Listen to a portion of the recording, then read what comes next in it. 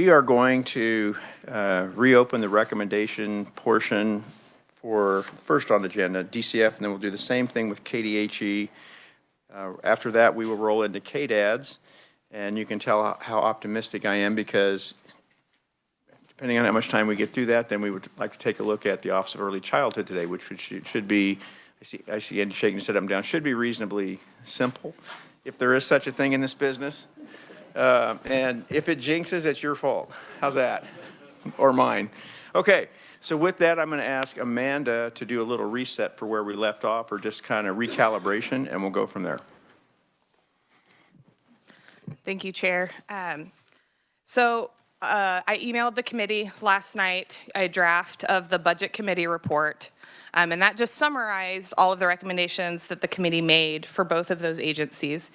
And in doing so, there is one item for DCF that got a little bit wonky that I just want to kind of talk through and then let it be however you want to go with that. So if you have that document from your email, I've got paper copies if you don't. Yeah, no problem.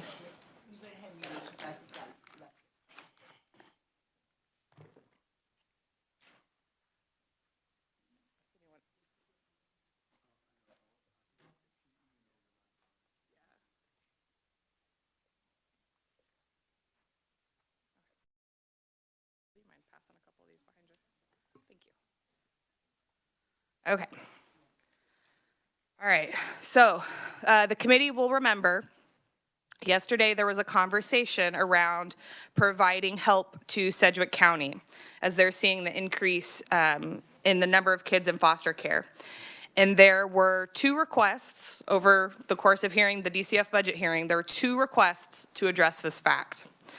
One came from DCF through the governor's recommendation. This was added money for the private case management provider Ember Hope to hire 4 additional therapists, and then money for various community providers to address prevention. And with that, you guys also already have this, but if you need a paper copy, here's the slide from Secretary Howard's presentation where she talks about what this is. So that was one way to address the foster care need in Sedgwick County that was presented to all of you. The other way, the second was came through public testimony, and that was from Foster Adopt Connect. And Foster Adopt Connect, it's on the S drive as well.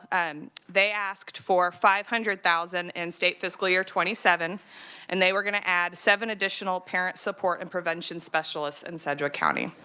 And both of these are stemming from this idea that Sedgwick County is seeing that increased need for foster care. So, looking at the draft budget committee report, I realized where this got kind of funky. So, page 4 of the budget committee report. It's just the draft document. It's what the chair will read to House Appropriations. It just has all the recommendations so far. Page 4, middle of the page where it says House Committee.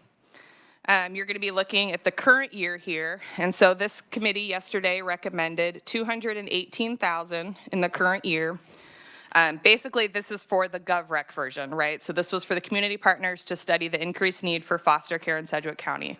And you guys made that because you guys were looking, you were talking about the slide deck and the numbers, and you said, oh, there's only a couple months left in 26. Let's do the small amount. So that's what you did there, okay? On page 8 of the Budget Committee report, you'll see at the very top that you also appropriated $500,000 for the Foster Adopt Connect piece in 27. And so certainly an acceptable thing, it's whatever the committee wills, but you can kind of see that quirk as I was writing this, that on the current year, there's this tiny bit of funding to address how DCF's approach was to addressing the problem. And then in the budget year, the money went to Foster Connect. And so I just appreciate the chair's opportunity to kind of highlight that quirk, and if there's any discussion or if that's how we want it to be. Okay, thank you, Amanda. Committee, any thoughts on that? Representative Carpenter? Thank you, Mr. Chair. I would make a motion to, for 2027 to do 500,000 SGF. Okay, that would. So yes, that's in there currently. That's in there for, I think his motion is for Ember Hope to change the amount to make the match. Is that what I'm reading? So you're looking at the GBR instead of 872, 964 to make that 900,000? Is that what I'm understanding?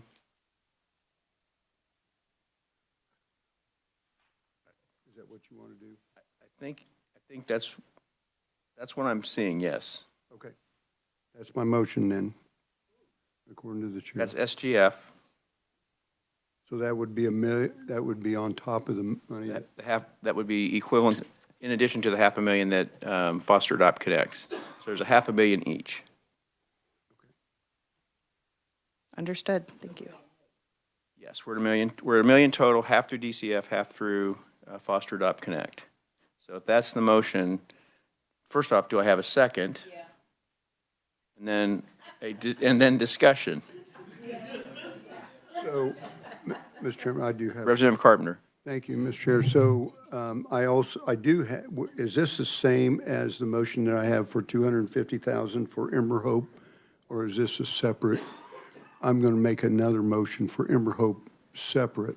So is this, how does this affect Ember Hope?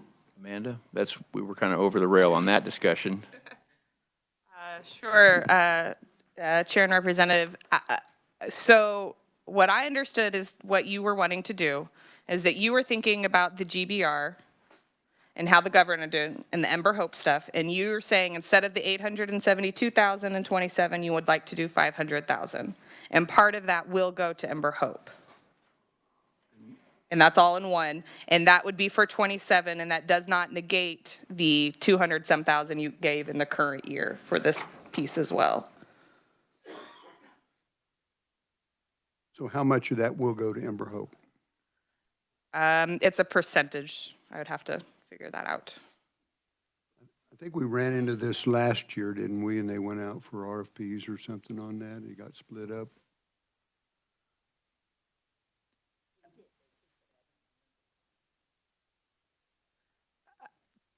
Chair, so there's a lot going on. So Ember Hope is a case management provider, so they're receiving funding through caseloads also. For this piece, if you said 500,000, the committee can make that 500,000 go however it wants. One option is that you want it to go entirely to Ember Hope for the 4 therapists. The other option is that 500,000 will get split kind of by the same percentages that they currently offer. And so part of that's going to go to Ember Hope for behavioral intervention, and then part of it is going to go to the family preservation and family first programs. So part of that ends up going to like DECA and some other community partners. Representative Carpenter. So here was my motion for Ember Hope. Add 250,000 SGF for behavioral health services, account number 390010003004, and the following language, and be provided further that the expenditures in that amount of not less than 250,000 will be made to the above agency from that account during the 2027 year to provide aftercare services for individuals discharged from Ember Hope Psychiatric Residential Facility. Chair, that is a different piece that I'm not familiar with, so that would want to be a separate motion from the 500,000. That's all I need to know. Thank you. Okay, so I'm going to try to clean this up. We've had a motion and a second for FY27 for foster care in Sedgwick County for $500,000. Discussion, Representative Reese. I'm confused. The Ember Hope, the 250,000, is that going to hire the 4 therapists, or is it the 500,000 that's going to? Yeah, 500,000. Okay, I'm good. Okay, Representative Orpeza? Oh, no, good. Representative King. Thank you, Mr. Chair. Just want to make sure that is in addition to the 500,000 for foster adopt. Correct. Thank you. Correct. Representative Ballard? Everybody seems to be in agreement. But I guess I'm wondering why we're giving them two pots of money.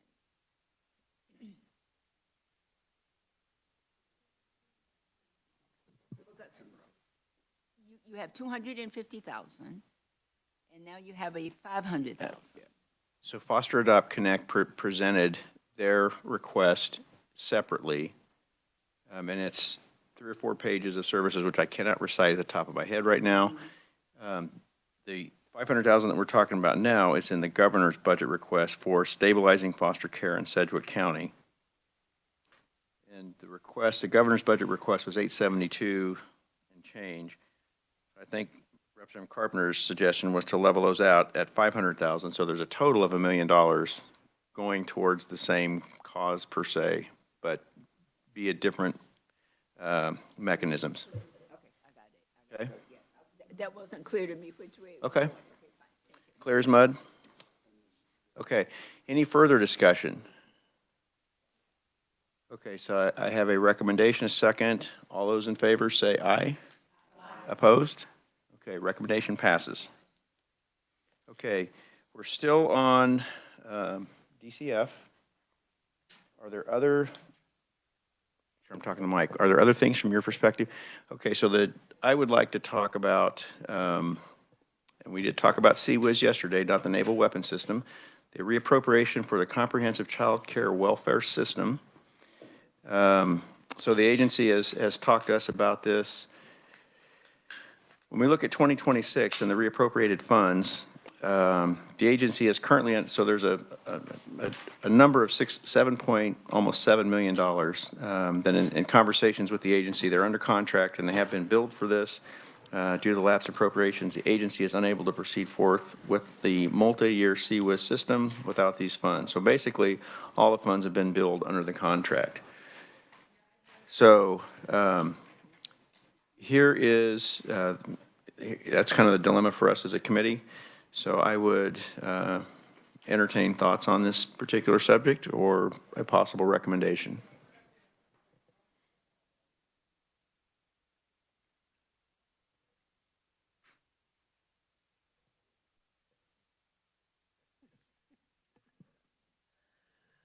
Okay, thank you, Mr. Chair. I would recommend that we do the reappropriation of 7.6 million and some change to conclude the CWIS welfare system, comprehensive child welfare system for FYI 2026.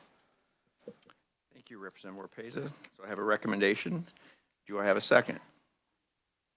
Second from Representative Ballard. Discussion.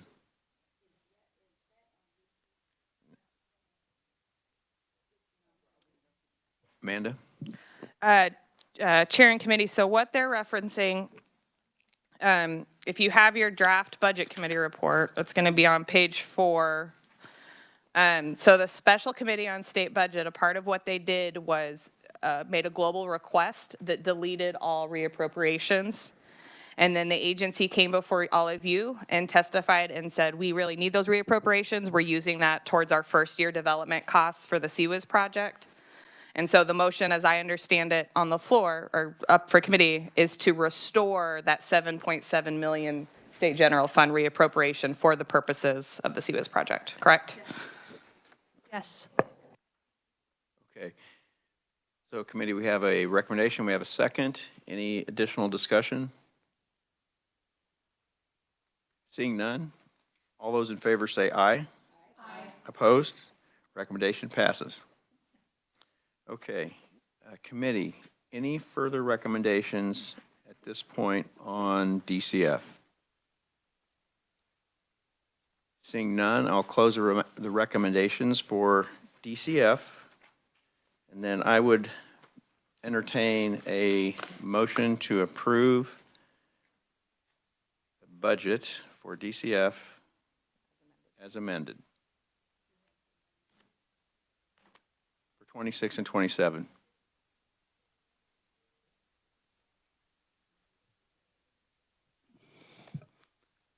Representative King. Thank you, Mr. Chair. I move to accept the DCF budget for fiscal year 26 and 27 as amended. Okay, I have a motion. Do I have a second? Representative Ballard. All those in favor say aye. Opposed? Okay, motion passes. Okay, that closes out DCF for now. We're going to move to, and I say that somewhat facetiously, but I do want to make sure, in all seriousness, that we get everything correct. And so we do have until Friday, but we're going to consider that one closed for now and move into KDHE.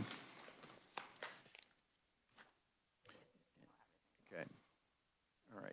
And if you give the committee a few minutes to kind of regather your stuff from yesterday, we'll go from there.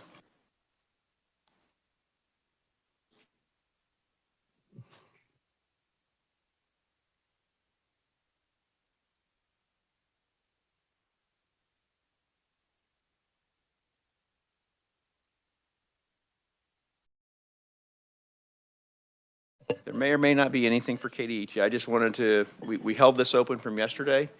Okay, so. Okay, all right, so we are opening the recommendations on KDHE. Amanda does not have any kind of starting position for us because everything was clear as a bell yesterday. However, Representative Steen, do you have something from? Okay.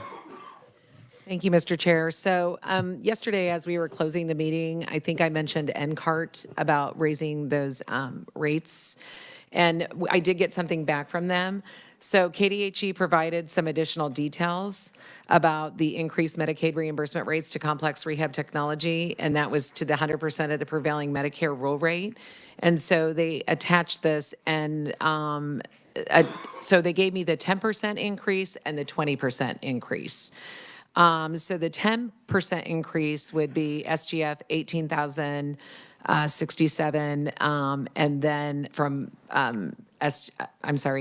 for 2027, $18,697, and then for the FFP it was 23,916, and then for I think it was a total all funds 64,373 if I'm saying this correctly. That was for 2028. I'm sorry, I'm on 2027. That was 50,247, and then in 28 it would be 64,373, and then a 20% increase. Is everyone following me? I know I'm saying this really quickly. The SGF would be 37,394,000, and FFP would be 63,101, with all funds being $100,494. And for fiscal year 2028, it would be 47,831 SGF and FFP of 80,915, which would make it $128,746. And so I was going to move, if everyone was comfortable with the 20% increase, because I feel like those rates are just so low. And I think a 20% increase would at least get us up to about around 80%. And that would be all funds of what I mentioned, the $100,494 for fiscal year 2027. And then, of course, for 2028, that would be $128,746. Okay, so there was a lot there. Sorry. That's okay. So, yeah, So I would like to say if we could raise it from the 62%, I think you said, Representative Chair Bueller, and move it up to 80%. Okay, so I'm going to ask Amanda to kind of restate what the request was and make sure that the committee's grounded, or at least we're all on the same sheet. I think initially I had asked for 20%. Okay. Amanda? Okay, so referencing the NCART testimony, they're wanting to get those reimbursement rates. The way they talk about it is that they want it to be 80% or 100% of the Medicare rate. They want the Medicaid rates to be the same. And talking with KDHE, it's an apples to oranges comparison. It's a bit difficult. And so what was offered was they said, well, it is possible to do so instead of thinking of it as 100% of the Medicare rate, think of it as we can give a 10% increase to what we do pay for Medicaid for those services, or a 20% increase. And I think, Chair and Representative Steens, I think you were wanting the 20% increase is what you were suggesting? Correct. And so for that 20% increase on those codes, those rates, in '27, it would be an add of 100,494 all funds, and that would include an SGF add of 37,394. And that would give those individuals a 20% increase on their Medicaid reimbursement. Okay, so there's no action on 2026. This is just for 2027? Okay, and to restate, the SGF impact is only $37,000.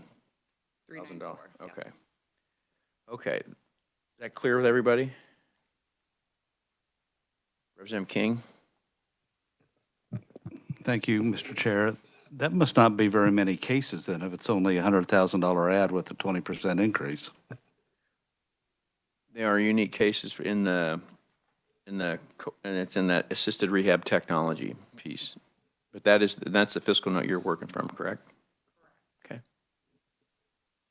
Representative Reese?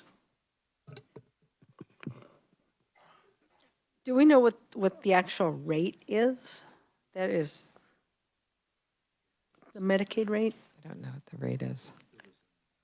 Chair, KDHE briefly tried to describe this to me, and it was very complex, and I know that they are in the audience and would love to step up to the mic and further explain this if you would like them to, but I don't have that exact rate amount.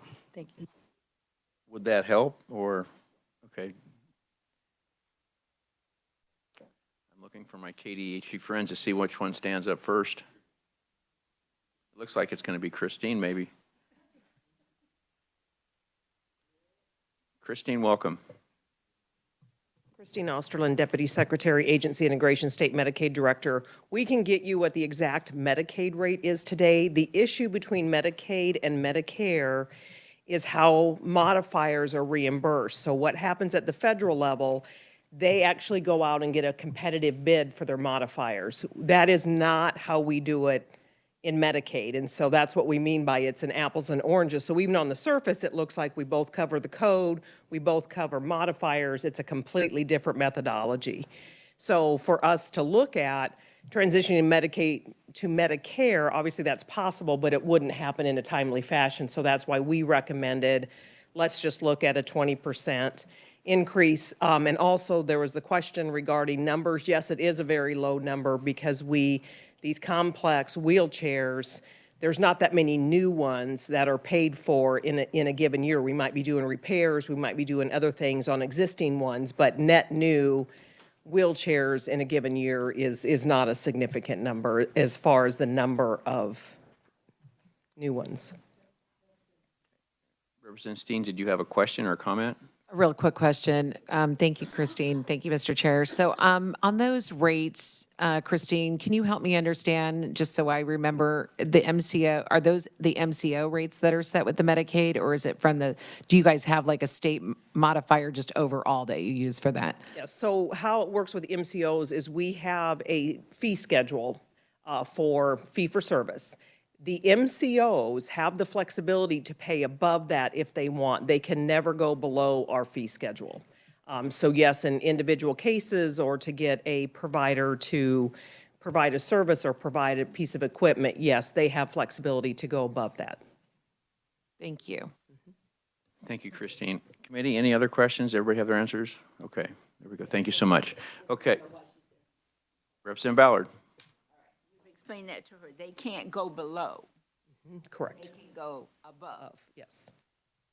Why haven't they raised the 20%? So the MCOs, I mean, because as you can imagine, and we've learned this actually in the rate study that we did, and some of those results are posted online, because there's so many Medicaid rates that are what providers will tell you is below the cost of doing business, they couldn't afford to pay everything above the fee schedule, and then Medicaid's reimbursing them the fee schedule. So every time they do that, they're losing money. So as you can imagine, they can't pay every provider what every provider would think the reimbursement should be, but they do negotiate with certain providers for certain services to pay above the Medicaid rate. And that will typically be probably if they're having network adequacy issues. I mean, I don't know everything that goes into their contract negotiations, but yeah, think about it that way, that everybody they pay above, the MCO is doing that at some level of a loss. That helps a lot. Yeah, yeah, you're welcome. Committee, any further questions? Christine, thank you. Okay, we had a recommendation, we had a second, we've had discussion. All those in favor say aye. Aye. Opposed? Recommendation passes.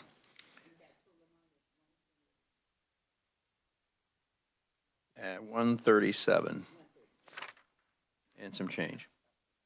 Okay, committee, any further discussion or recommendations yet? Representative Orpeza? Thank you, Mr. Chair. We did talk about the mobile dentistry and sedation. Did hear back from KDHE about what the options were. So there is an option for us to do an appropriate set dollar amount, and then KDHE will do an add-on and identify an add-on for those CRNAs. So my recommendation would be $2 million so that we can add on about approximately, and I was going off of the cases that we had done, and it was about 7,902. So it'll be approximately about $253 per case. And that would be a strict add-on from SGF to let them know that we hear them, we appreciate them, because they're going across a lot of counties and providing for those patients who are not always provided for. Okay, again, thank you for that recommendation. Again, that's mobile sedation dentistry. Yes, mobile sedation dentistry is what we had talked about yesterday. And you're saying a cap of, Cap of $2 million, yes. okay. Okay, so I have a recommendation to 1 year. Yes, 1 year. We have a recommendation for 1 year, $2 million for mobile sedation dentistry.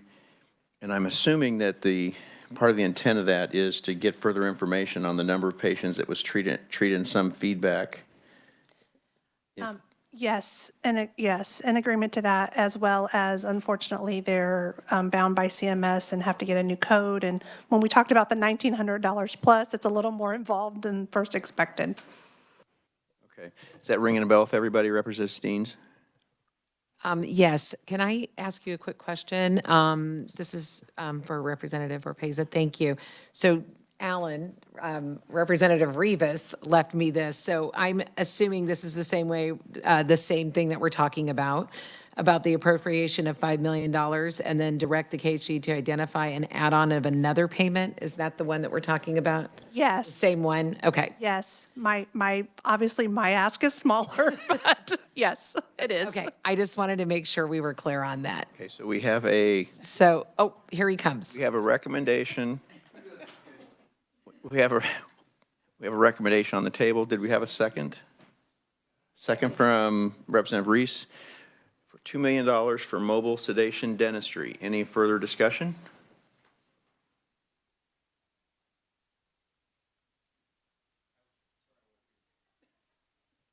Representative Rivas? Was there discussion about different dollar amounts?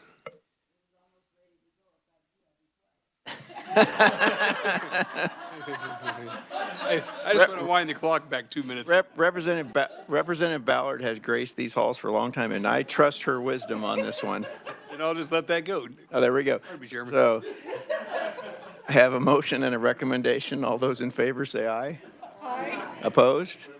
Thank you, Representative Ballard. Recommended passes. All right.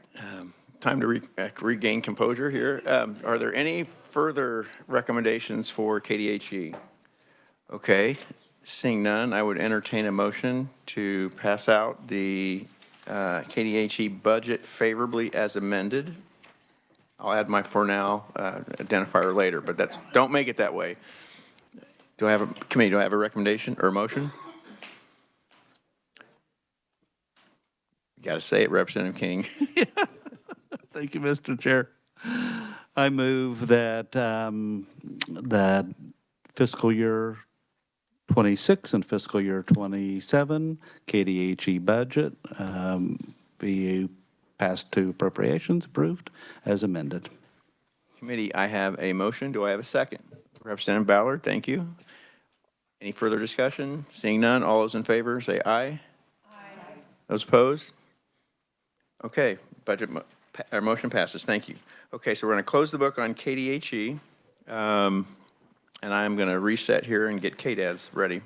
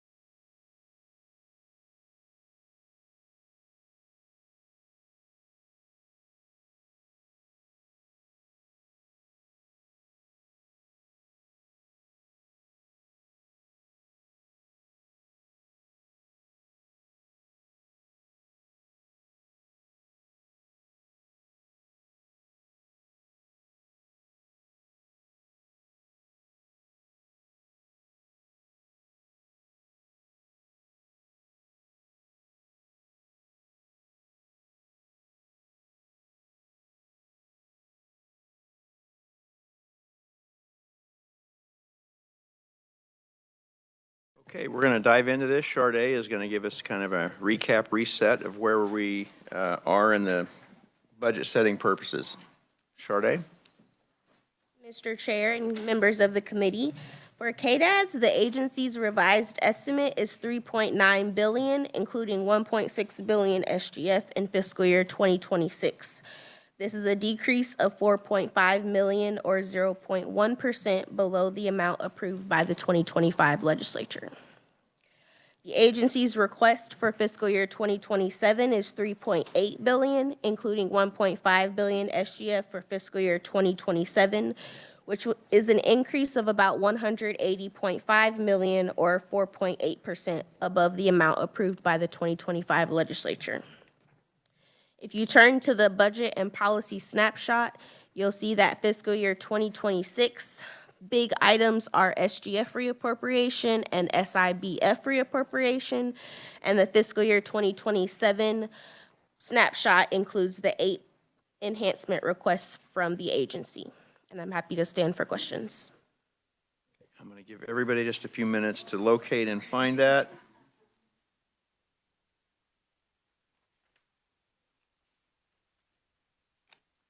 And Charday, if you can you just recap what the Special Committee on Budget Development did, please?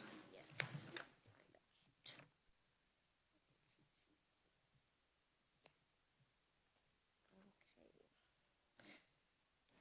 In fiscal year 2026, the SBC recommendation is $29.0 million in reappropriations as opposed to the $174.9 that you see on page 2. And the SIBF reappropriation is included. For fiscal year 2027, all of the enhancement requests were deleted, and the SBC added in the fall human services caseload estimate for both fiscal year 26 and 27. Okay, give me a second here.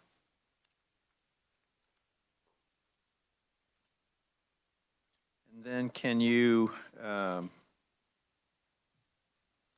think I'm looking at it.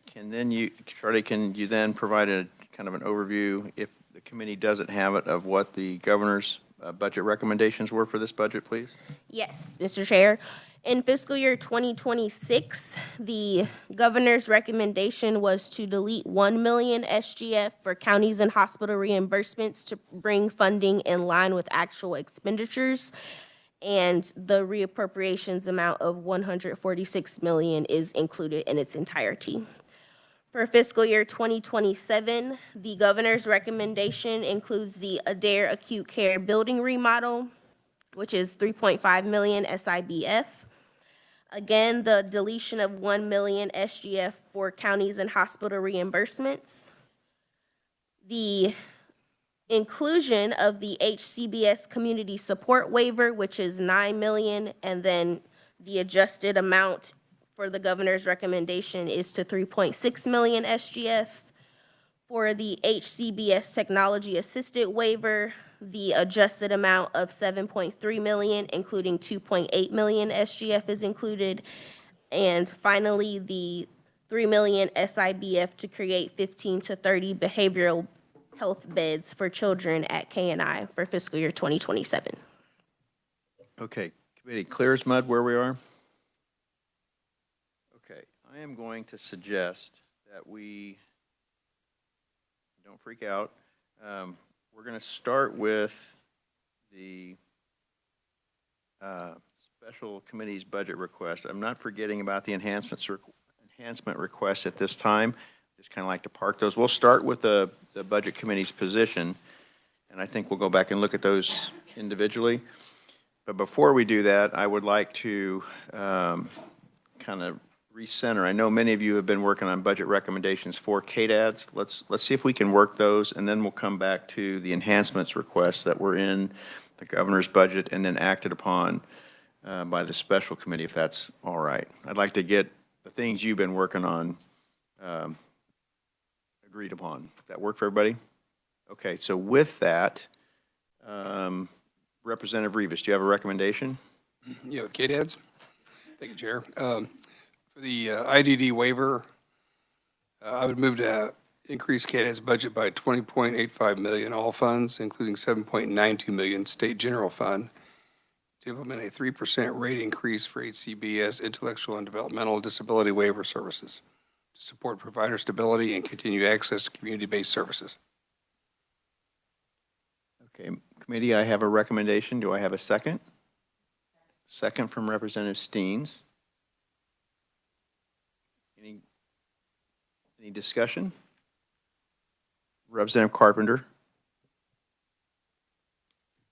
Thank you, Mr. Chair. I do want to put this on the committee's, and I'm certainly at this point in time not interested in recommending this, but I do want to put this on the committee's wait list, or not wait list, sorry, on the radar. Here's the thing, what we've been doing over the last few years is we've been raising the ID and DD waiver up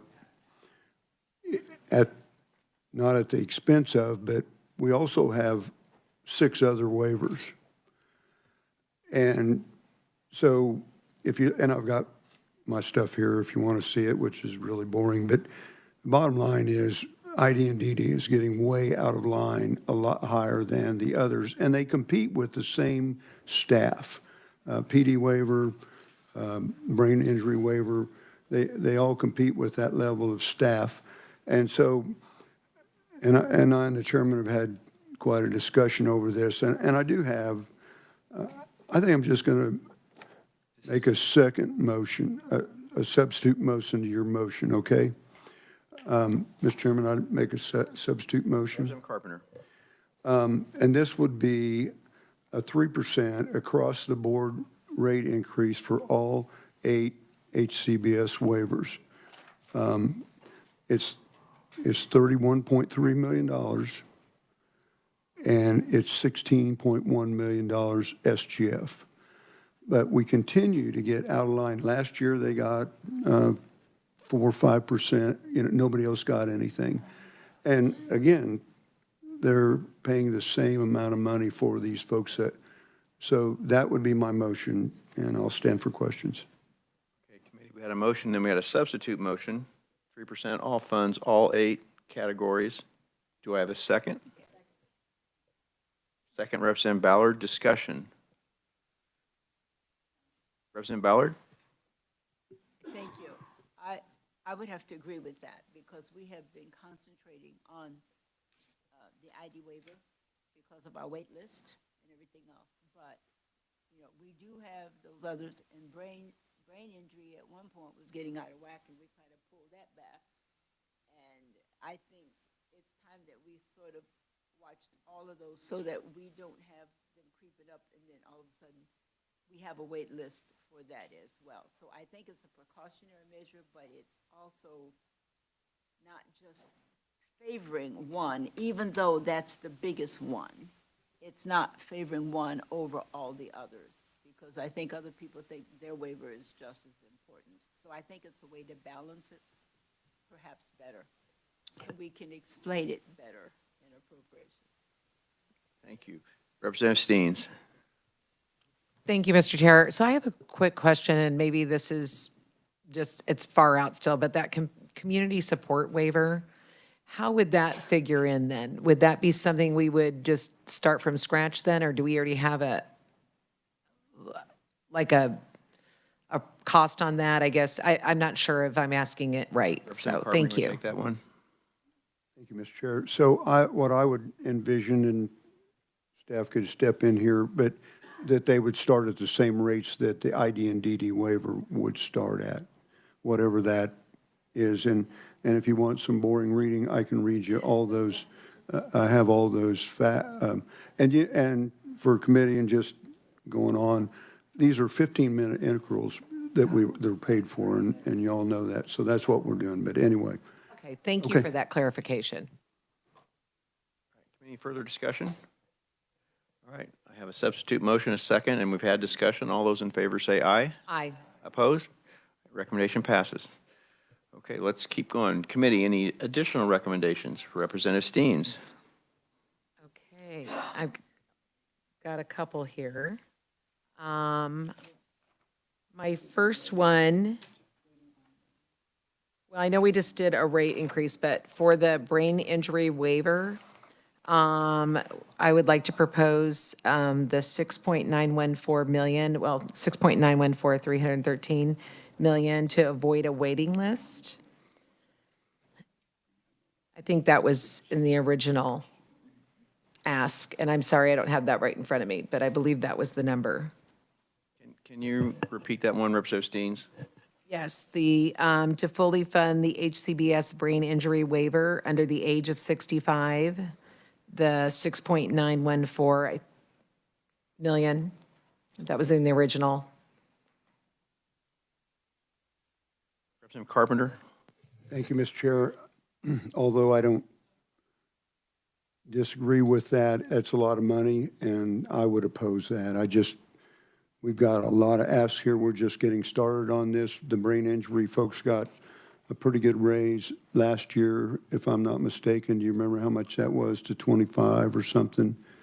And so this just further complicates things.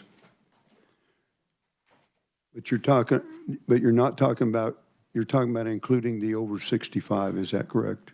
No, this is for the under age 65. Oh, okay, I misspoke. Yes, sorry. I'm fine with that, Mr. Chairman. Sorry, we'd talked. That's okay, yes, I didn't mean to confuse you. Okay. I mean, that would be something to talk about in the future, yes, but I have know we're not going to do that right now. Recommendation. Do I have a second? Representative Reese? Okay, Representative Seconds. Any further discussion on that? Representative Reese? Okay, so with all of the 31 million for the 3% increase for all of the waivers,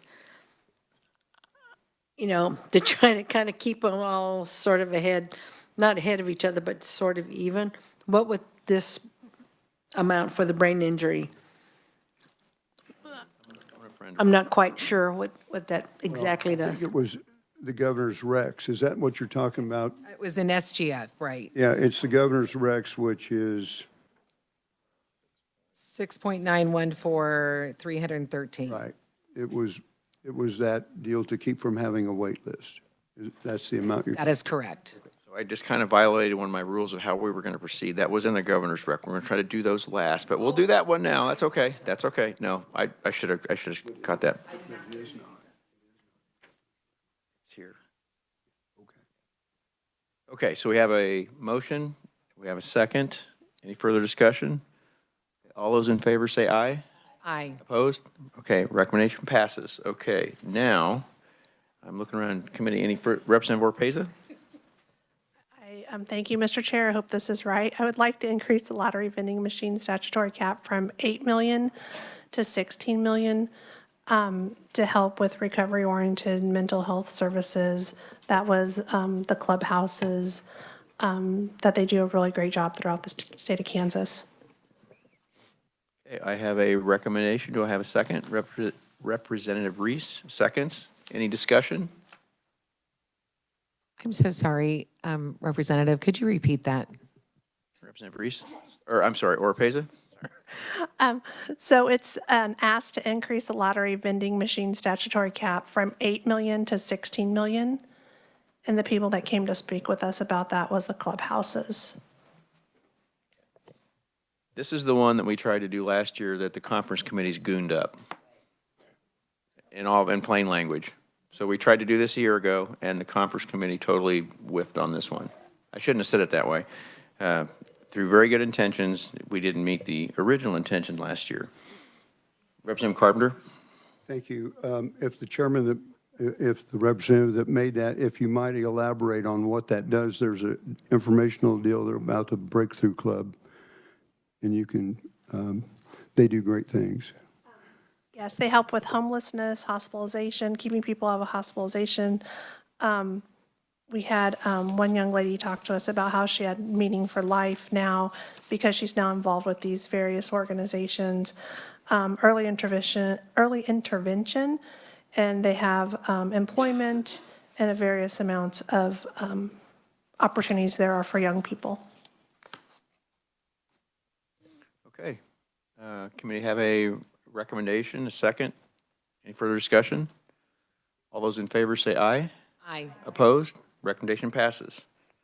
Okay, committee, I will entertain additional recommendations if there are any. Representative Wolcott? Thank you, Mr. Chair. Yesterday, I was pretty quiet yesterday. I saved all my requests for today, so just forewarning on that. That's all right. This is going to be down on item number 10 on that handout, and I'm gonna shake it up a little bit, but that's for reference right there. I don't know if you want me to do this in 3 separate ones or one. I could do it either way, but Leading Age had presented multiple items when they presented, so I'll start with the first one, and then if you want me to stop, we'll break it up individually. But the first one is the fully funding the statutory for the rebase program. So I recommend we ensure that the 27 budget reflects the adoption of the 25 caseloads, including the fully funding of nursing facility rebase at 6.7 million SGF, which is 17.8 all funds. If, and only if, that rebase is not fully reflected with the current funding that we have. Okay. I have a second from Representative Rivas. I know Representative Carpenter has a point of view on this. Representative Carpenter? So the rebase is in the budget already. Oh, it is? Yes. Okay. And also the bed tax. So they're already in the budget. So then was your motion part of the Medicaid add-on? Did you make that too? That was going to be the next one. Okay, but it is in there. So the rebase is in there, Yep. so I don't need to make that So motion. you don't need to make that motion, it's already taken care of. Okay, so I'll pull that motion and go to the next All one. right, continue. So I recommend we add Medicaid capacity payment for nursing facilities of $20 per resident per day for 2027, totaling 29.3 million SGF, 75.5 million all funds. Okay, committee, I have a recommendation. I have a second by Representative Rivas. Any discussion on this one? Okay, seeing none. All those in favor say aye. Aye. Opposed? Recommendation passes. Okay, Representative Reese, did you have a? Oh, okay, I didn't know if you had a recommendation or not. Let's go. Representative Wolcott? So the last one from Leading Age that I was going to make a recommendation on and breaking it up a little bit. I think they were originally, when they presented, they were talking about 19 million SGF for the HCBS FE for 2027. And I'm going to break that up a little bit and make a recommendation of 10 million for 26 and 10 million for 27. So we break that up into 2 years. It's a little different than what they were asking, but I think we're able to still achieve their goals by spreading that out. Okay, and the original request was, for the committee's sake? It was 19 million SGF, 49 million all funds to cover the current capacity. That's where we're trying to prevent, well, even this, there are services that have already been rendered, we have to pay for them. We're going to be creating a wait list, but this will get us up to what we've already committed to. Okay, so I have a recommendation. Do I have a second? Representative Rivas, discussion on this one, anybody? Representative Carpenter? So just for clarification, 10 million for 26, 10 million for 27 going forward. Correct. Okay, very good. Thank you. Okay, committee, I about to cough there. I have a recommendation and a second. All those in favor say aye. Aye. Opposed? Recommendation passes. Okay, let's keep working. Representative Reese? Get my stuff here together.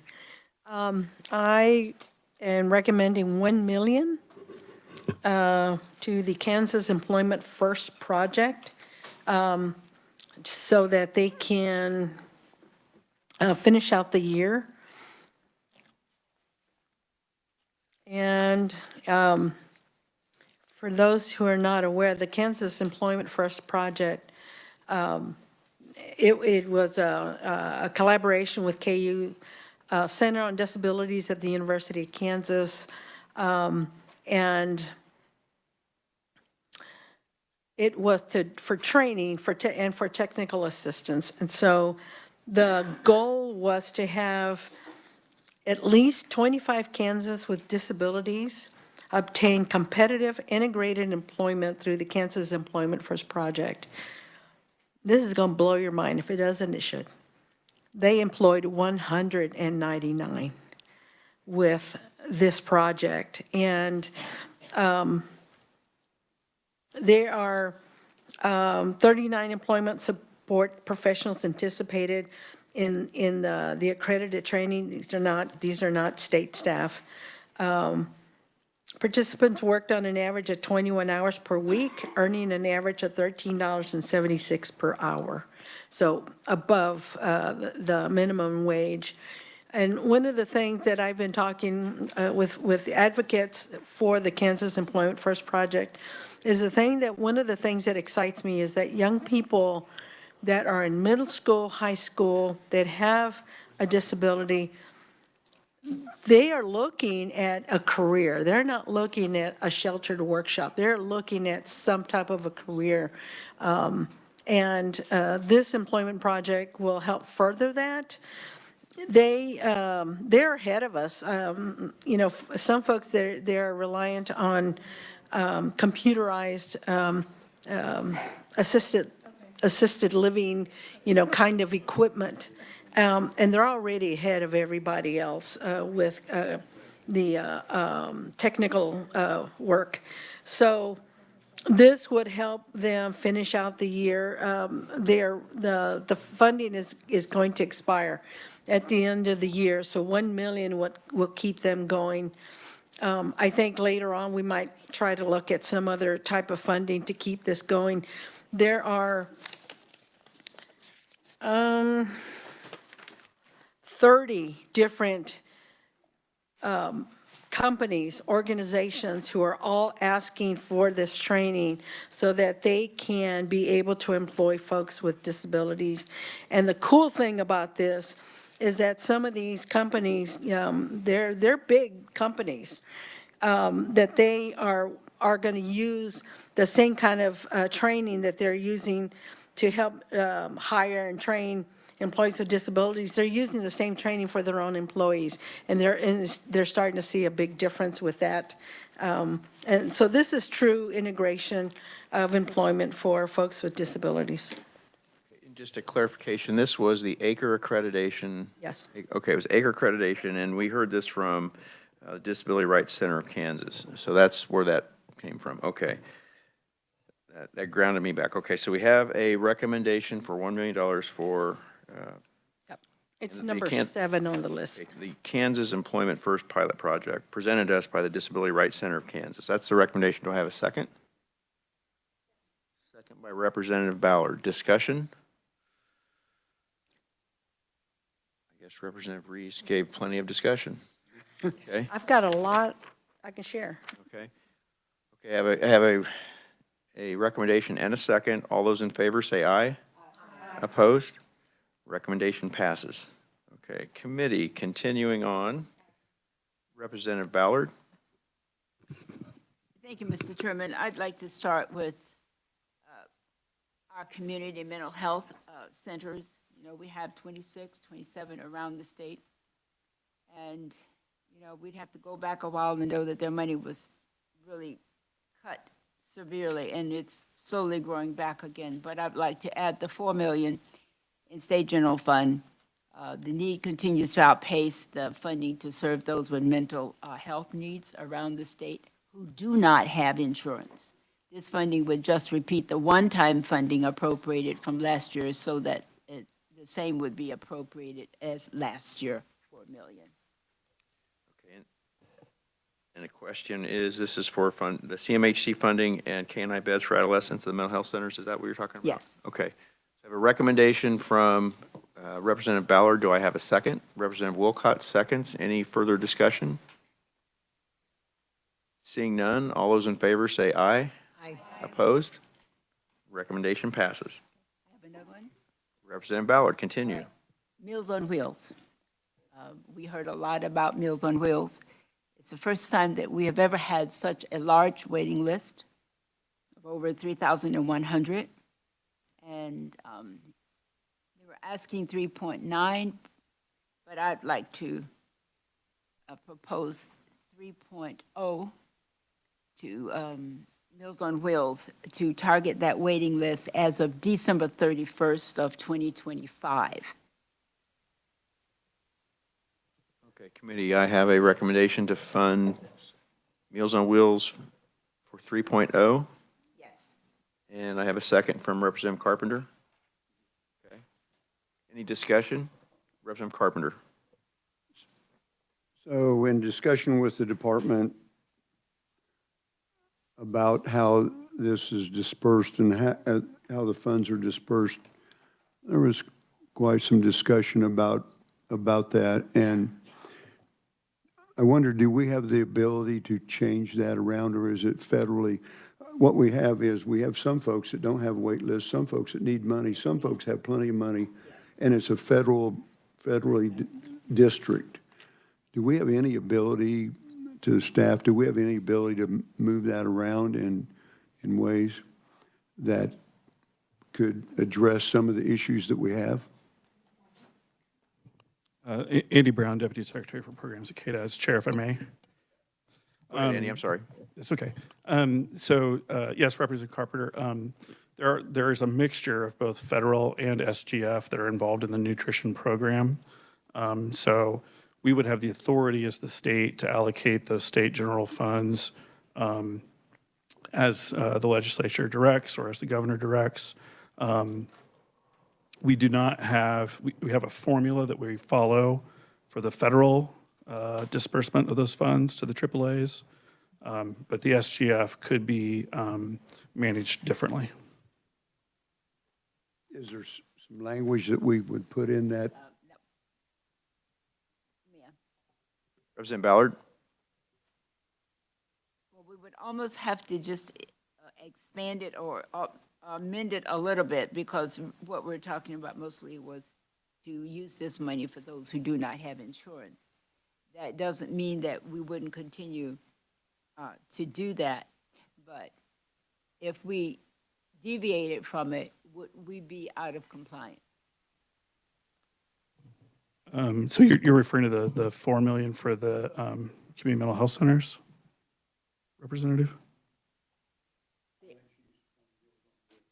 I'm on Meals on Wheels. So on the Meals on Wheels, so we have two types of nutrition funding that we get through the federal government. One of those is for congregation meals and one's for home delivered meals. I'm fine, I'm fine. I was crossing my things together. That, yes, I would be fine. So if we wanted to continue to fund restaurants, the way we've been doing before, and people could go there to eat, or it could be delivered to their home, we'll do it any way we can to make sure that they get fed. There's no other guidelines. Representative King? Thank you, Mr. Chair. I would like it to go to probably just the 4 of the AAAs that have good outcomes. And I can't remember which, that there was 4, and I would recommend that we give this money to only those 4 AAAs for their use, ones that are doing it really well. I recall that part of the presentation as well. Yeah. I am fine with that. And I can get that. I can't remember which the 4 were. But if staff will leave a place in there for 4, I'll get those 4 names. Thank you.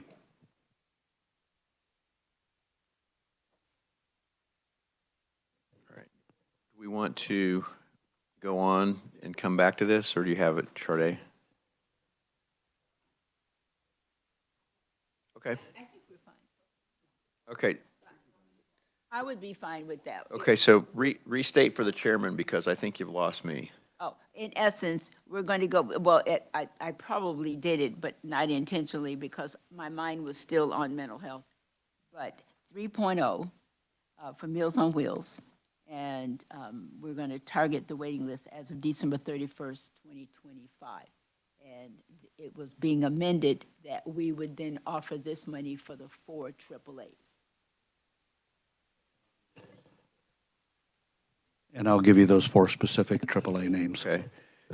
As long as the committee is comfortable with that, and there's no further discussion. Well, as long as the chairman is comfortable. I am. I do recall, we were talking about, and I pulled it up in the presentation. I was just trying to get a little more precise on the program, but. Mr. Chair, I might have an answer to that. Representative King? So I would like to add to that, and Sade, I'll get you this information.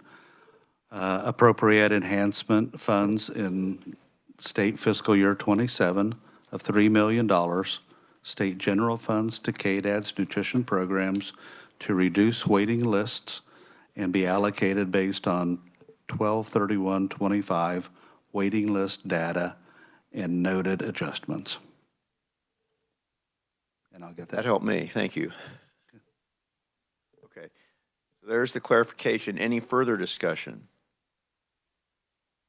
Okay, seeing none, can we have a recommendation? All those in favor say aye. Aye. Opposed? Okay, recommendation passes. What's going on? That's what I'm thinking. Wait a minute. Did I not hear anybody? I'm sorry. All right. We've been at this a while, folks. Okay. Representative Steens. Thank you, Mr. Chair. Yes, I have a couple recommendations. The first one is for inclusions. I don't know if everyone remembers. That was Matt that came up here. He had his nice suit on and introduced himself to us and told us all about the construction of Belong KC, which is a transformative project that will provide accessibility, integrated housing, customized supports, and pathways to independence for adults with IDD. So I think it's very unique. I think some of the committee members here maybe took a tour of it.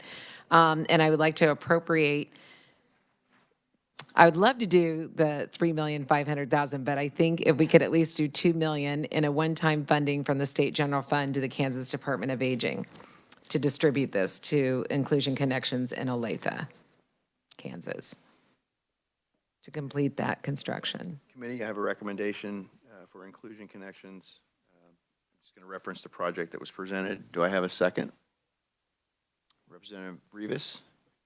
Okay, discussion. Help me with precision on the request. Is it 2 million? Yes, for 2 million. Okay, so we have a request for $2 million. Do I have I have a second, so that we got clarification. Okay, all those in favor say aye. Aye. Opposed? Recommendation passes. Okay. Okay, and then my second recommendation is for Mir. Des Martins has also testified here before, and the request was for 1.8 million to continue the workforce development efforts of the substance use disorder system and supports for the 5 million block grant funding. So the request is 1.8 million. That would be number 4. Okay, committee, I have a second from Representative King. So just for discussion purposes on this one, this is, we did this in last year, right? Yes. Okay. And didn't this one take a while to get off the ground or at least? Yes. Okay. Okay. Committee, any further, Representative King? Yeah, it took a while to get off the ground, and not because of Mirror Inc., but because of administration. Okay. Yes, and you asked me if that was from SGF. That is from SGF, Okay. I believe.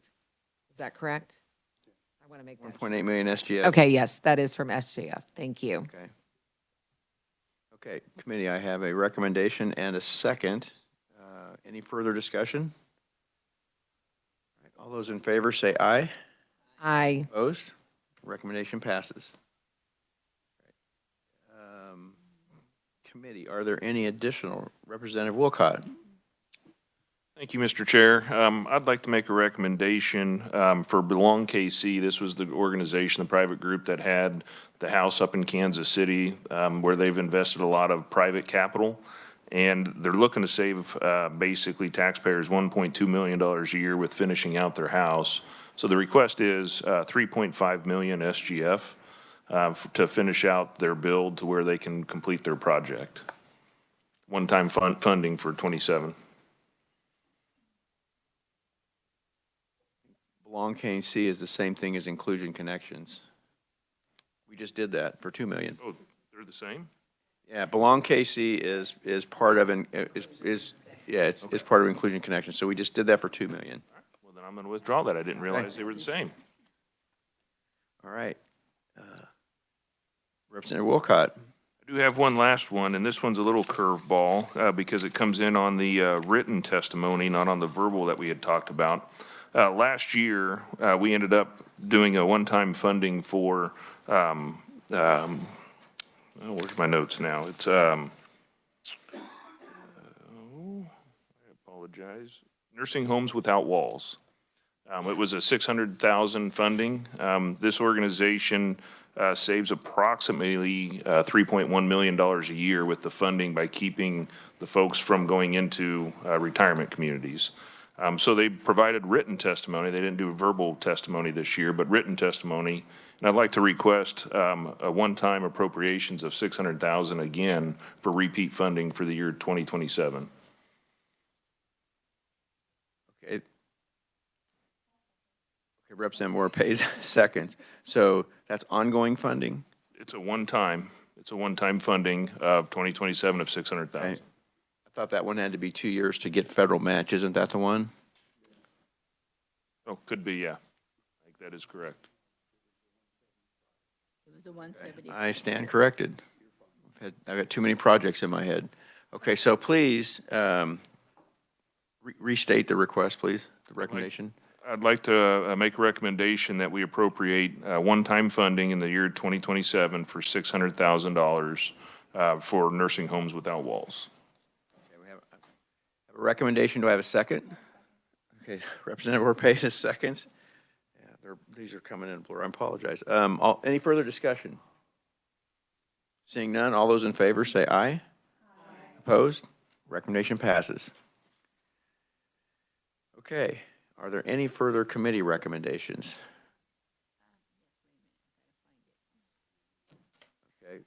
Representative Carpenter, while Representative Ballard is looking for hers. So, where is the 40 million special enhanced FMAP that was taken out of the budget? It was part of the reappropriations? Or it wasn't part of the reappropriations, but was it put back in or not? Okay. So, Mr. Chairman, I don't remember the exact amount, but it was $40 million worth of FMAP savings that we had that was pulled out of the reappropriation. And we're going to lose that money if we don't spend it on approved projects. We'll have to turn it back over to the federal government. Okay, I remember that. So that's my motion. Okay, got a motion and a second for the enhanced FMAP savings. I remember where it is too, but it's getting late in the day. Okay, committee, any additional discussion? You've got it? Okay. Any additional discussion? Okay, all those in favor say aye. Aye. Opposed? Recommendation passes. Okay, Representative Ballard. Two things, but I would need a clarification on one. In the money that we put in for 3% to all the waivers, that would have included the TA waiver, am I correct? So they would have gotten some, and I think that's the one that Kansas Action for Children was interested in. So they would have gotten a little money for that. All right. The other one, and I have to just bring it up, the HCBS frail elderly waiver. I think we heard that if we're not careful, we may have a waiting list. Oh, we did that already? Oh, okay, so I kept looking for it, okay. All right, we're fine. Then I don't have any more. Okay, Representative Wolcott. Representative King. Yes, thank you.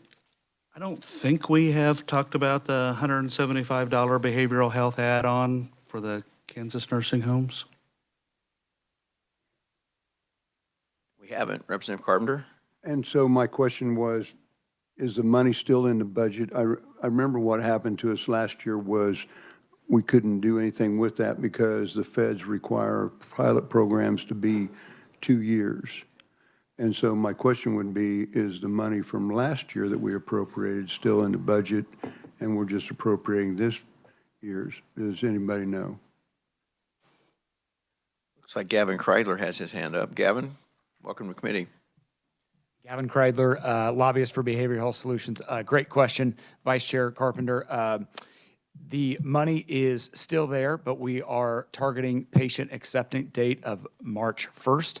So because we didn't qualify for the federal match, because this was put in as a pilot program, it's a much skinnier, smaller program. That money will be burned by the end of the fiscal year. Not burned, invested. That money will be invested by the end of the fiscal year. So to clarify, you need 2 years of funding on this motion here. To get the federal match, yes, sir. Right. Okay. This is the project I was remembering. Okay, so I move for fiscal year 27 and fiscal year 28, right? We provide $175 for behavioral health add-ons for Kansas nursing homes.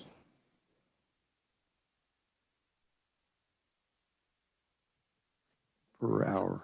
Per hour, yes. Per day, per day. Yeah, there's 24 hours in a day. Gavin's over here saying, yeah, per minute. No, $175 per day. Apologize, Mr. Chairman. Okay, I have a recommendation. Do I have a second? Second from Representative Steens. Again, behavioral health solutions from a year ago. Any further discussion? Representative Ballard, you good? Okay. All those in favor say aye. Aye. Opposed? Okay. Committee, any further recommendations? Representative Ballard. I looked at that list since we had that. Heart Spring. That was one of the first ones that we heard about. and part of it is in Wichita. It's a residential school. They also have like what you would call a nonverbal day school. They partner with public schools. They have profound autism that they're treating as well. They also have an adult facility. I wrote all this down because I was really impressed with the work that they were doing. They also work with KU Med in the neurology and health departments as well.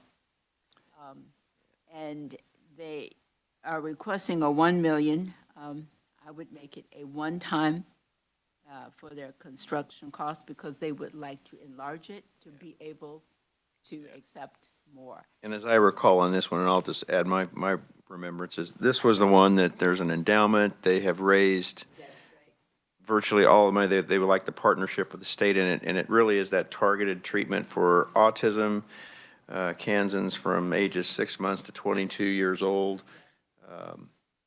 It was that presentation.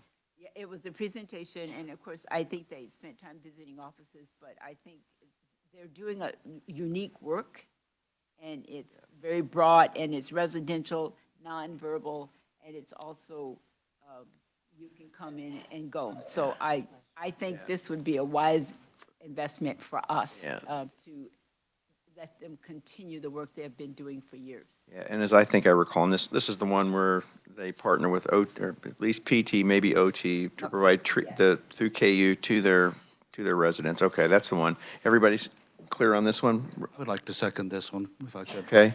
Second by Representative King. This is for Heart Spring. Committee, any further discussion? Okay, all those in favor say aye. Aye. Opposed? Okay, recommendation passes. Committee, any more? Representative Reese. Also, I had time to look more at our list.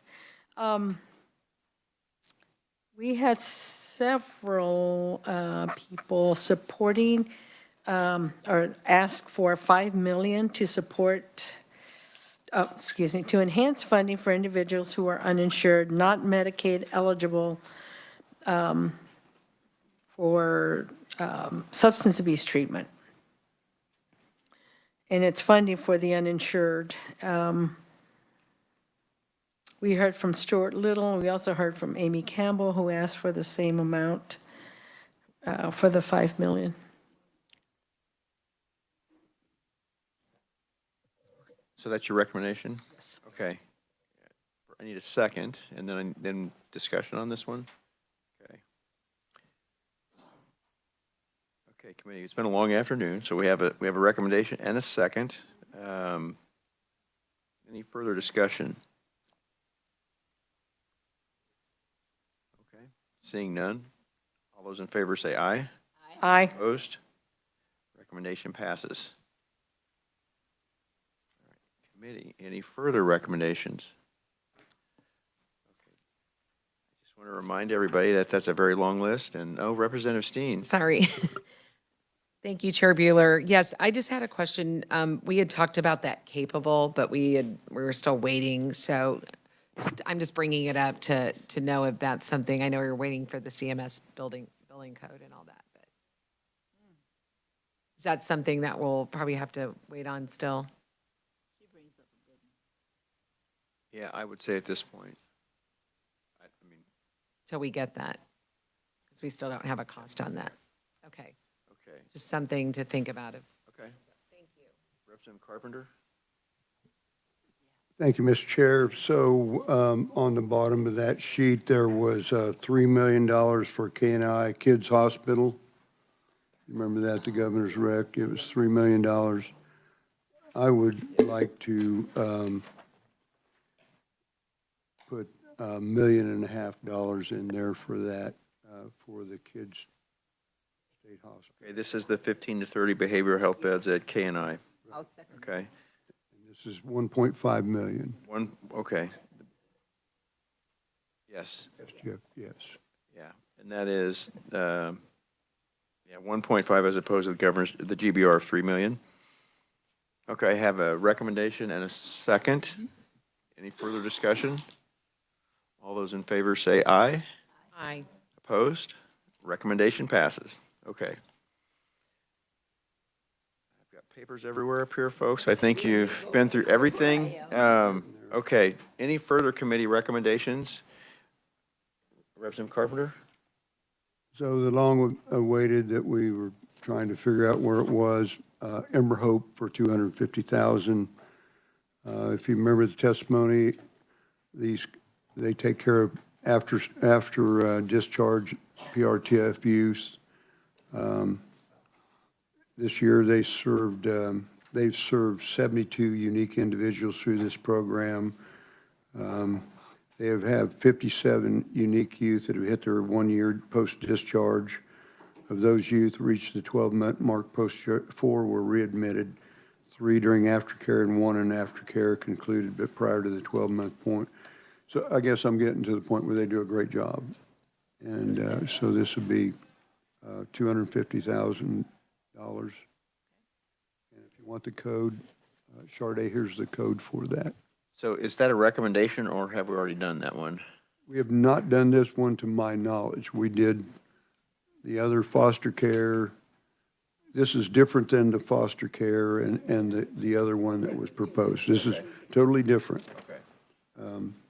Unless I'm confused. Okay. Which is easy. Okay. Okay, are there any additional committee recommendations? Oh, I'm sorry. We have a recommendation and a second. Any further discussion? All those in favor say aye. Aye. Opposed? Okay, recommendation passes.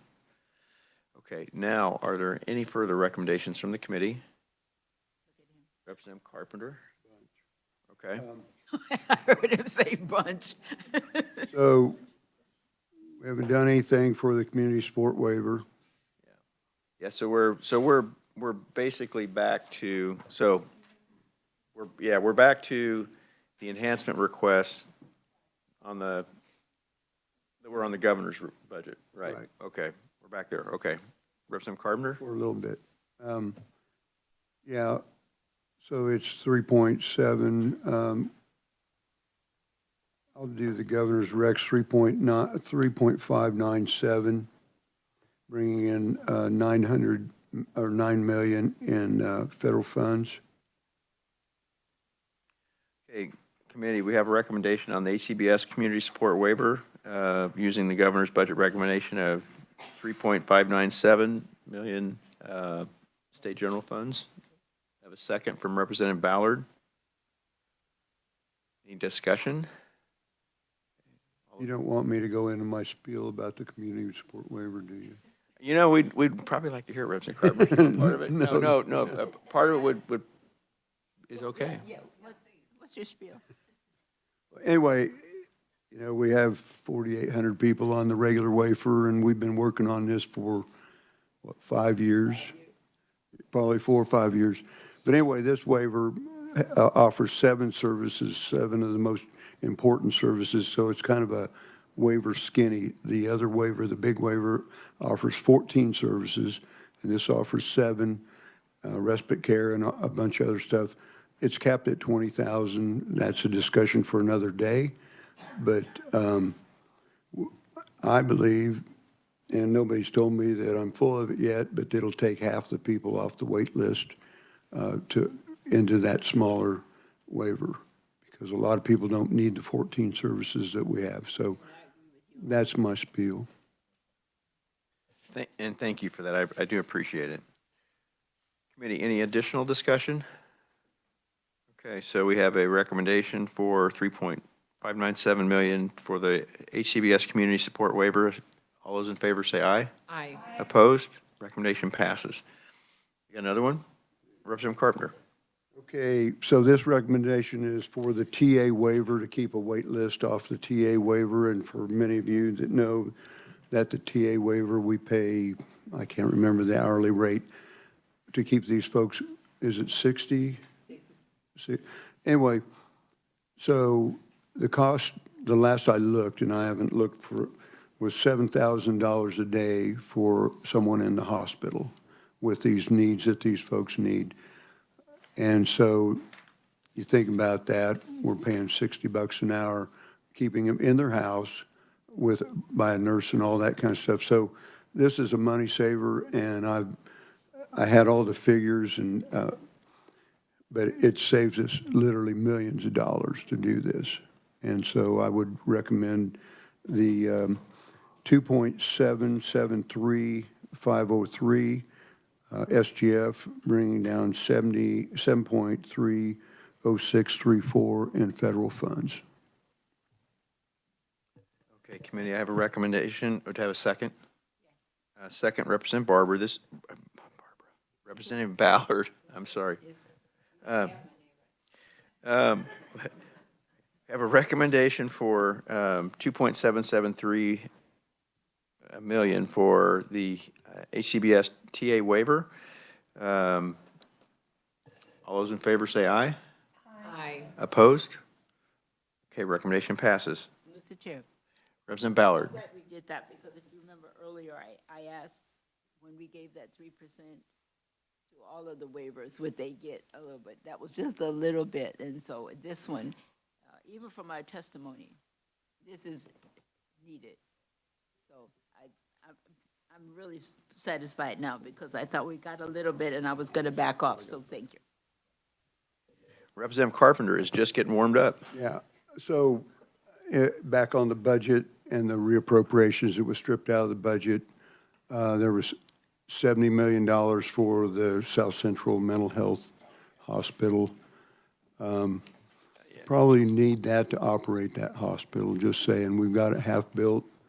We probably need that 70 million to operate that hospital. So I would make a motion that we restore the, I don't know if we got an amount around here somewhere, but it was around $7.1 million to reappropriations that was stripped out of the budget to fund the South Central Hospital. I have a motion. Do I have a second from Representative Ballard? Any discussion?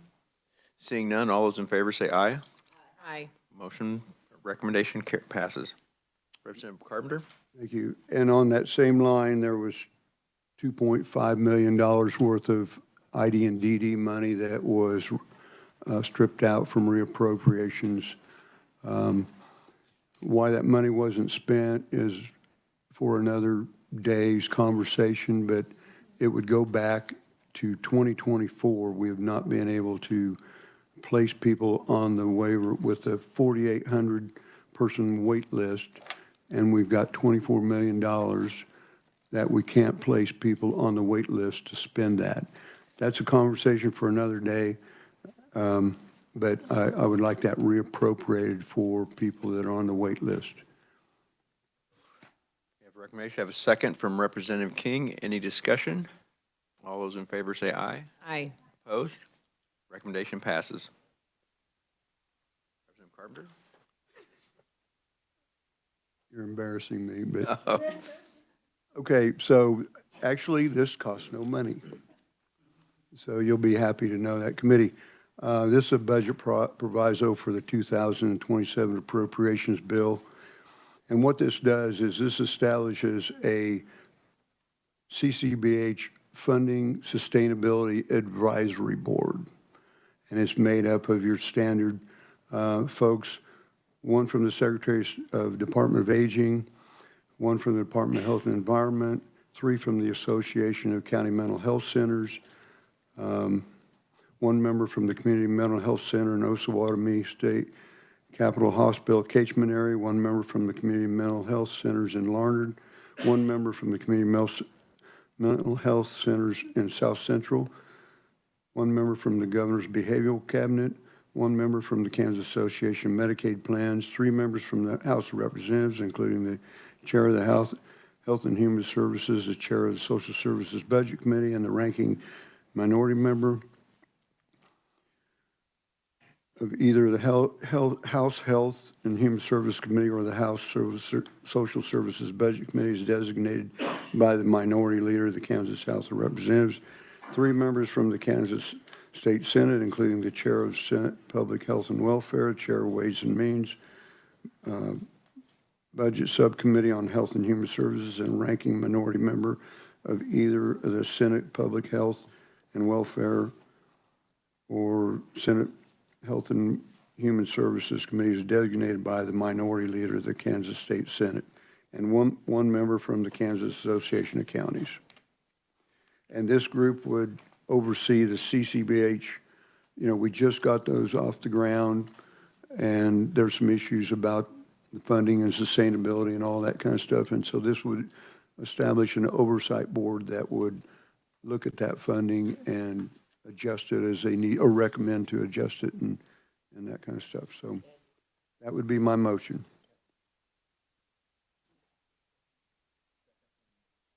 Second from Representative Steens. Any discussion? Representative Reese? Representative Carpenter, there's been conversations with all of those entities that are going to be part of the board? No discussion with the community mental health centers? Or discussions with the CCBHCs? There's been discussion with the CCBHCs. Okay, thank you. Okay, we have language or proviso language recommendation. Any further discussion? All those in favor say aye. Aye. Opposed? Recommendation passes. Committee, any additional recommendations? Representative Carpenter. I'm sorry about this, Mr. Chair. I have one more that doesn't cost any money. So this would be a budget proviso for non-medical and non-clinical salary in excess of $400,000 a year to be included in the certified behavioral, the CCBHC cost report as an allowable cost for submission. So this keeps, we had the discussion, which everybody in the Capitol knows about, the guy that, he didn't make $1 million, it was close, but it was $900,000. This keeps that from happening again.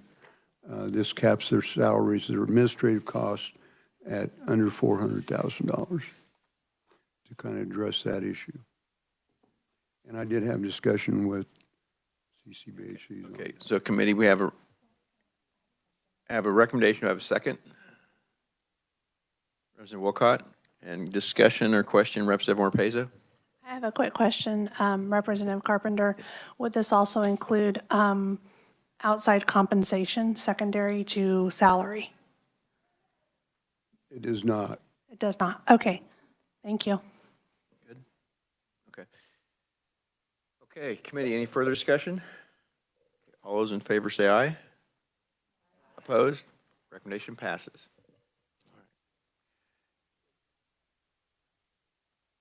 Any additional recommendations?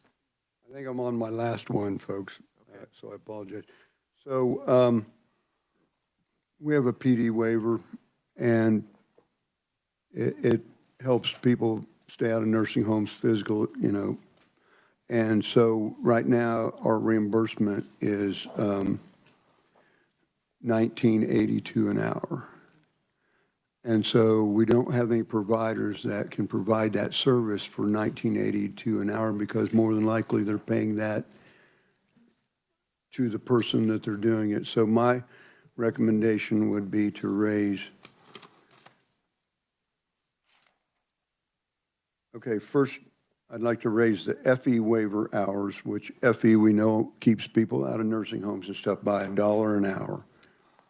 And that would be for 2027, and that would be $88,000 in SGF. And also I would like to raise the PD waiver to $29 an hour, and that would be $3.1 million SGF, bringing down 7.9 in federal funds. And just FYI, so on the PD waiver, the cost is about $22,000 a year. It's $57,000 a year to have someone in a nursing home. So this is cost avoidance as far as I'm concerned, and someone, if they can prove me wrong, fine, but I have the facts to back that up. So, but anyway, this is cost avoidance, and that's my motion, Mr. Chairman. Just so I'm clear, the What were the numbers on the FE hour? $88, and this is a 2-year proviso also. This will be for 27 and 28. So the first, in 2027, it's 88,000 in SGF and for the FE waiver, and for the PD waiver, it's 3.1 million, SGF 7.9 in 2027. And then in 2028, it's 92,000, the same dollar an hour. It's $92,000, raising it $1 an hour for the FE waiver, and it's $3.9 million SGF and $9.95 million in federal funds for 27 and 28. Okay, committee, I have a recommendation. Do I have a second? Representative King? Any further discussion? Representative Steens? Thank you, Mr. Chair. And thank you, Vice Chair Carpenter, for bringing this up. And I think the correct term that you used was cost avoidance.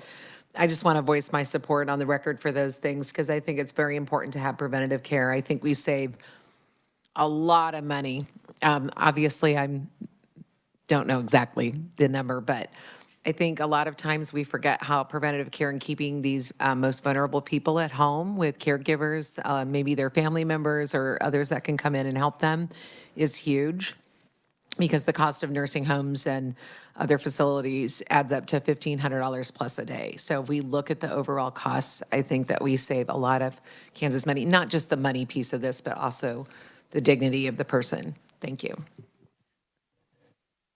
Committee, any other discussion? We have voted on this one, right? I've lost track. Have we not? That's what I thought. Okay. Oh,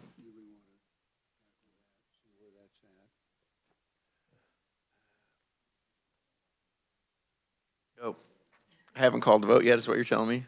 Thank you for keeping me on track. I am running out of gas. Okay, so you've heard the recommendation and a second. All the discussion. All those in favor say aye. Aye. Opposed? Okay, recommendation passes. Okay, I'm trying to get a gauge of how much gas is left in the tank. We do have tomorrow scheduled. Okay,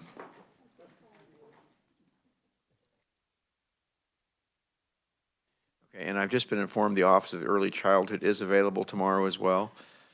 So I'm going to do a quick pulse check. Committee, are you open to pausing here and resuming tomorrow? Just give me a show of heads and nod. Okay. All right. We are going to. Yes. No, I want to keep KDAD's budget open. We're not done yet. Okay. So if everybody's okay with that, unless anybody in the audience just really wants to work a few more hours. Okay. In all seriousness, we do have work left. We are not done. We will come back tomorrow and pick this back up and try to finish it and do Office of Early Childhood. So with that, we are adjourned. Thank you.